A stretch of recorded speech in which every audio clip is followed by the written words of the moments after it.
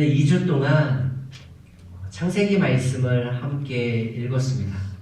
창세기 말씀을 다 읽으실 소감이 어떠신가요? 창세기를 읽으시면서 어떤 하나님의 마음을 깨닫게 되셨나요?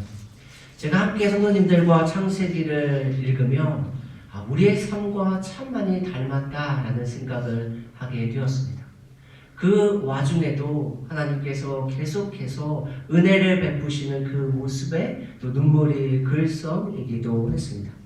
사람은 태어나고 죽습니다. 그리고 우리는 태어남과 죽음 사이에 수많은 선택을 하며 살아갑니다. 무엇을 먹을까? 무엇을 입을까? 무엇을 마실까? 사소해 보이는 선택부터 자신의 삶을 송두리째 바꿔놓을 엄청난 선택까지 우리 앞에 놓여 있습니다. 자신의 감정과 기분을 따라 선택한 한 사람의 행동을 통하여 나의 반응과 선택이 나와 이웃의 삶을 하나님의 은혜로 풍성하게 채워줄 수 있기를 예수님의 이름으로 축복합니다. 오늘 본문은 인류 최초의 살인을 기록합니다. 그런데 인류 최초의 살인이 서로 모르는 낯선 사람이 아니라 형제 사이에 일어났기에 우리에게 충격을 줍니다. 사건의 배경입니다. 아담과 하와가 가인과 아벨 두 아들을 낳습니다. 그리고 두 아들은 하나님께 예물을 드립니다. 그런데 하나님께서 아벨과 아벨의 제물은 받으시고 가인과 가인의 제물은 받지 않으십니다. 창세기 4장 4절부터 5절입니다. 여호와께서 아벨과 그의 제물은 받으셨으나 가인과 그의 제물은 받지 아니하신지라. 여기서 받다의 의미는 돌아보다, 쳐다보다, 눈길을 주다입니다. 하나님께서 아벨과 그의 제물은 눈길을 주시고 쳐다보시며 돌아보셨습니다. 그러나 가인과 가인의 제물은 외면하십니다. 그래서 우리는 보통 왜, 어떻게? 라는 질문을 합니다. 왜 하나님께서 그렇게 하셨을까? 어떻게 하나님께서 받으시는 예배를 드릴 수 있을까? 그러나 창세기 저자는 우리의 이러한 질문에 명확한 답을 주지 않습니다. 오히려 이 질문에 대하여 침묵하고 물음표로 남겨놓습니다. 그리고 우리의 시선을 가인의 반응과 하나님의 질문으로 주목하게 합니다. 첫 번째, 가인과 하나님의 질문입니다. 창세기 4장 5절입니다. 가인이 몹시 분하여 안색이 변하니. 가인은 기분이 나빴습니다. 그래서 안색이 변했습니다. 안색이 변하다, 이 표현은 얼굴을 떨구다입니다. 조금 이해하기 쉬운 표현으로 바꾸면 자존심이 상하다, 체면이 구겨졌다입니다. 가인은 자신과 자신의 재물을 받지 않는 하나님 때문에 자존심이 상했습니다. 그래서 가인은 하나님께 화가 났습니다. 지금 가인은 자신의 마음에 가득 차오르는 분노를 억누르기 위하여 고개를 숙이고 있습니다. 그리고 가인은 자신도 모르게 그의 얼굴이 사납게 변하기 시작합니다. 아담과 하와는 가인이 하나님의 약속하신 자손이라고 생각합니다. 그래서 그의 이름을 어둠이라는 이름의 뜻 가인이라고 짓습니다. 가인은 자신의 이름처럼 부모의 기대를 받으며 자랐습니다. 거절과 거부를 경험한 적이 없습니다. 그런데 지금 가인은 당황스러운 환경에 놓여 있습니다. 당황스러운 감정이 마음속에서 일어나고 있습니다. 그때 하나님은 거친 숨을 내쉬며 씩씩거리고 있는 가인에게 찾아오십니다. 그리고 가인에게 질문하십니다. 창세기 4장 7절입니다. 내가 선을 행하면 어찌 낯을 들지 못하겠느냐? 선을 행하지 아니하면 죄가 문에 엎드려져 있느니라. 가인의 모습을 보세요. 화가 날 수 있지 않을까요? 자존심이 상하지 않을까요? 내가 하나님 앞에 제물을 드렸습니다. 그런데 하나님이 눈길도 주지 아니하시고 거절하시고 외면하셨습니다. 우리의 입장입니다. 그런데 하나님의 시선, 하나님의 눈에서 바라볼 때에 가인이 생각해야 하는 것이 있습니다. 그래서 하나님은 가인에게 선과 죄 두 가지 선택지를 제시합니다. 가인이 자신의 모습을 돌아보고 회개하면 그는 얼굴을 들게 됩니다. 그러나 반대의 경우 가인은 죄와 손을 잡게 됩니다. 이제 가인은 선과 죄 둘 가운데 하나를 선택해야만 합니다. 하나님은 가인에게 죄가 작동하는 원리와 죄를 짓게 되는 과정에 대해서 말씀합니다. 죄가 가인의 생각의 문 앞에서 기다리고 있습니다.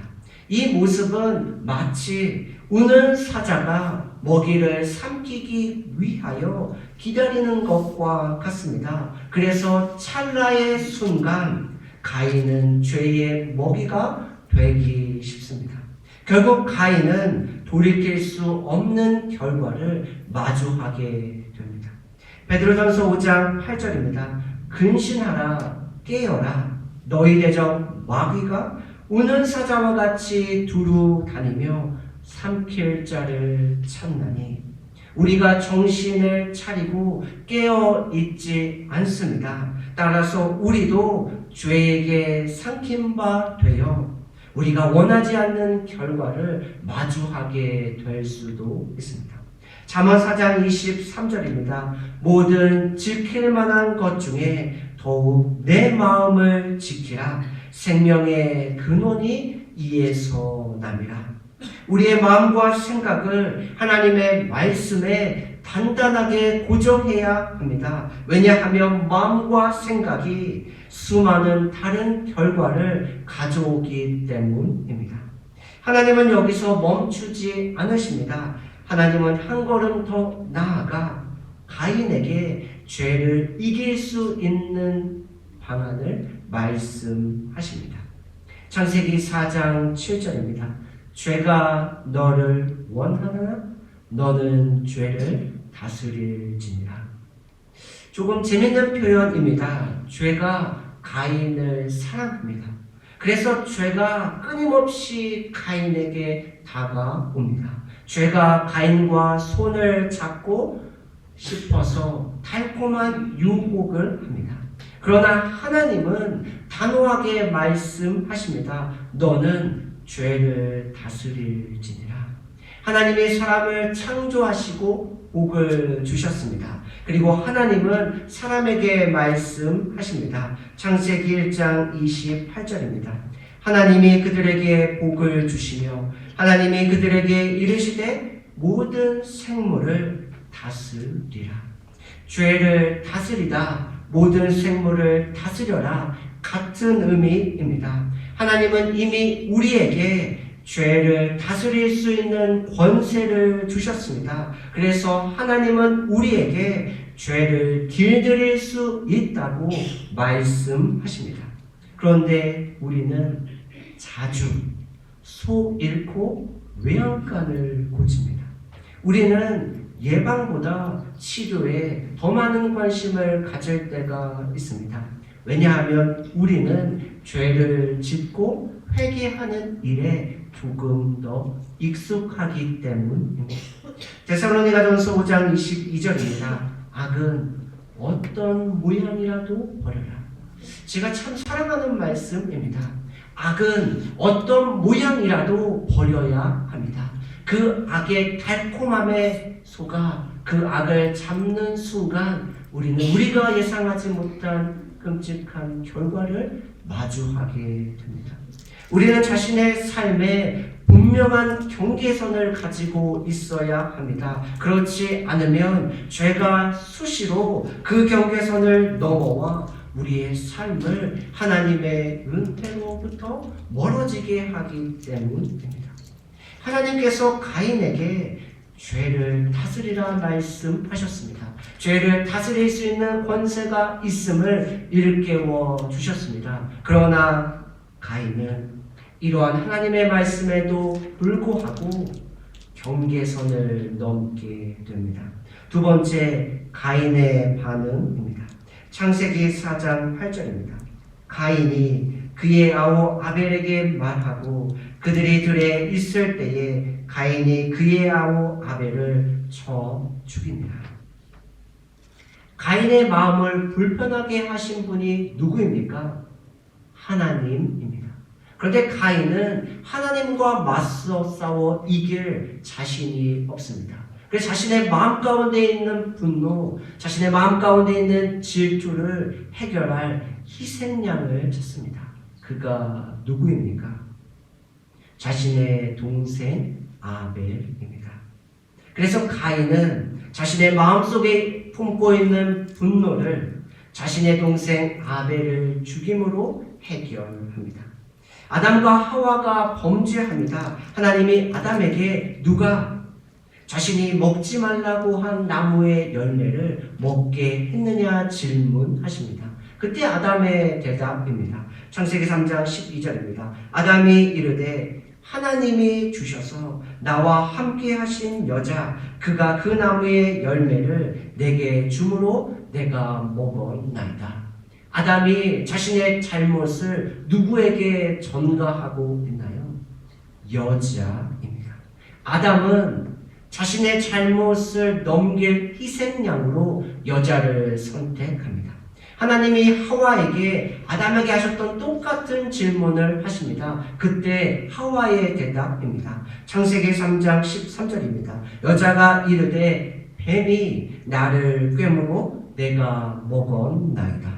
하와가 자신의 잘못을 정당화시키기 위하여 찾은 희생양이 누구입니까? 뱀입니다. 아담과 하와 그리고 가인 그 누구도 자신들의 죄에 대한 고백과 회개를 하지 않습니다. 그들은 자신들의 죄를 떠넘길 희생양만을 찾습니다. 시기심과 질투 그리고 분노의 마음을 해결할 희생양을 찾고 있습니다. 우리의 삶을 한번 돌아볼까요? 우리 마음속에 있는 불편한 마음들, 내 마음속에 일어나고 있는 시기와 질투와 미움의 마음들, 그 마음들을 가지고 어디로 가고 계시나요? 혹시 아담과 하와 가인처럼 그것들을 해결할, 그것들을 떠넘길 다른 희생양 또는 상황과 환경을 찾고 계시지는 않으세요? 이런 인물, 이런 가인과 대조되는 인물이 있습니다. 창세기 14장입니다. 창세기 4장이 인류 최초의 살인이었다면 창세기 14장은 인류 최초의 국가 간의 전쟁을 기록하고 있습니다. 메소포타미아 지역의 4개국의 연합군과 소돔 지역의 5개의 연합국이 전쟁을 하게 됩니다. 결국 메소포타미아 지역 4개의 연합군이 승리하게 됩니다. 그런데 그때에 아브라함의 조카 롯이 포로로 잡혀가게 됩니다. 그 소식을 아브라함이 듣습니다. 그리고 자신의 집에서 훈련시킨 318명의 군사와 함께 메소포타미아 지역으로 전쟁을 하러 갑니다. 그리고 전쟁에서 승리하게 됩니다. 그때 소돔 왕이 아브라함에게 너가 얻은 모든 전리품을 다 가져가라고 제안합니다. 그때 아브라함은 그 소돔 왕에게 이렇게 이야기합니다. 창세기 14장 24절입니다. 오직 젊은이들이 먹은 것과 나와 동행한 아넬과 에스골과 마므레의 분깃을 제할지니 그들이 그 분깃을 가질 것이냐. 아브라함은 이미 많은 물질을 가지고 있습니다. 그래서 아브라함은 전리품이 필요하지 않습니다. 아브라함은 전리품을 취하지 않으므로 하나님께 영광도 돌리고 믿음의 조상으로서의 자신의 체면도 살릴 수 있습니다. 일석이조의 효과를 볼 수 있는 것이죠. 그런데 아브라함은 젊은 사람들과 자신과 동행한 사람들의 몫을 소돔 왕에게 요구하고 있습니다. 그들의 몫이 필요하다고 요청합니다.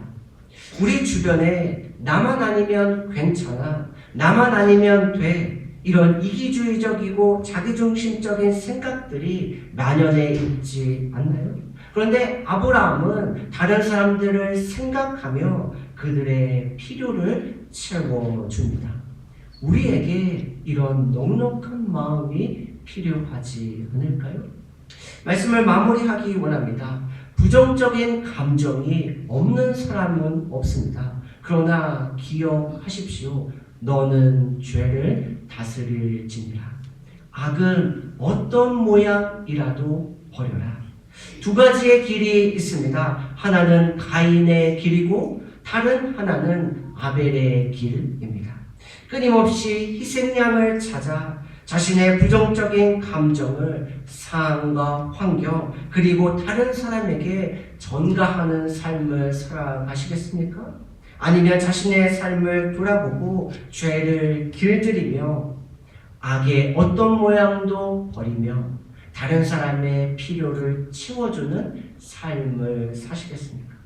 우리 모두 하나님이 우리에게 이미 허락하신 권세로 죄를 다스리며 악의 어떤 모양이라도 버리며 아벨의 길을 걸어가시는 저와 여러분들의 삶이 되시기를 예수님의 이름으로 축복합니다.